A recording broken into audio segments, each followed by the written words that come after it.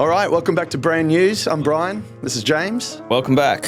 Let's get into it. First piece of news for this week. It's not really news, it's more of an update on when we can expect ChatGPT 5 from OpenAI. I don't know if it's everyone else is like me, but I use ChatGPT 4 currently on a daily basis. Like I've got it on my phone app, I've got it as the desktop app. It's pretty much I'm using it for assisting in many, many tasks on a daily basis. Yeah, and before we did this session, we were thinking, well, let's talk about the limitations we're currently seeing and how that might be impacted and improved in the new version.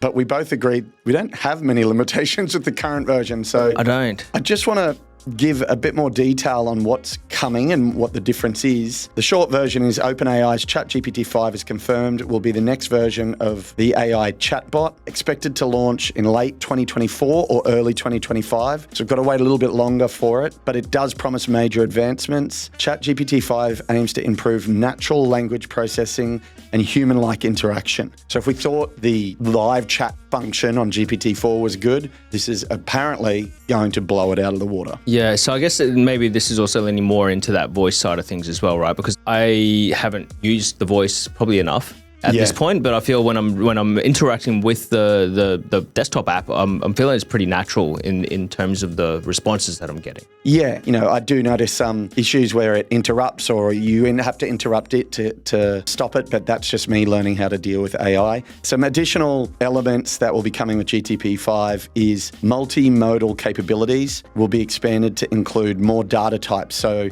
uploading images and audio for better processing and understanding of what's going on rather than just chat. And OpenAI plans to make GPT-5 customizable and personalizable for diverse user needs. I don't know what that means yet. No. So it'll be interesting to see whether there's just different applications, different ways of having it listening in or supporting or available on more devices. Who knows?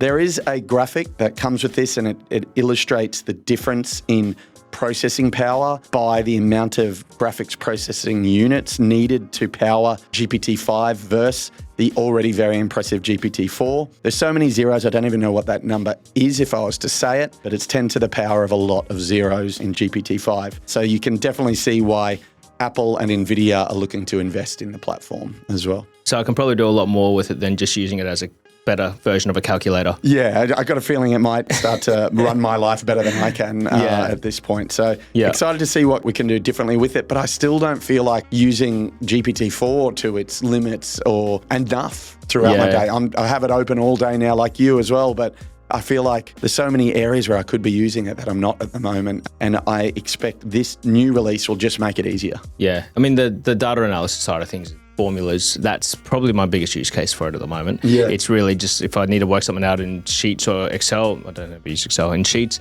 I'm just taking screenshots of it and just saying, hey, work out what the formula is, and then it will tell me exactly what I need to do. And that's probably the most I've been using it over the last couple of days. So there's always something new that you're going to use it for though, right? I wonder if multimodal capabilities, that will mean we're able to connect data to it in easier ways rather than screenshots and manual user interactions. Yeah. That would be helpful if we could connect to it via our websites or our platforms and get it to provide answers back to our automated systems. Well, I mean, that's what I think that the chat on Apple's latest announcement was how Siri's going to be able to interact and pull information and cross-reference information from multiple apps. Yeah. So it could be almost like if I'm going to arrive in a city, it'll tell you what the weather's going to be like, what time you need to get ready for your flight, what time you need to be at the airport, because it's got all this information all in different apps, but it's going to be able to pull it all together and give you a bit of a plan. I had a pretty good use of, and I don't even think it's AI, I think it's just Google's AI assistant, but when you text me while I was driving over, it said, "Are you far?"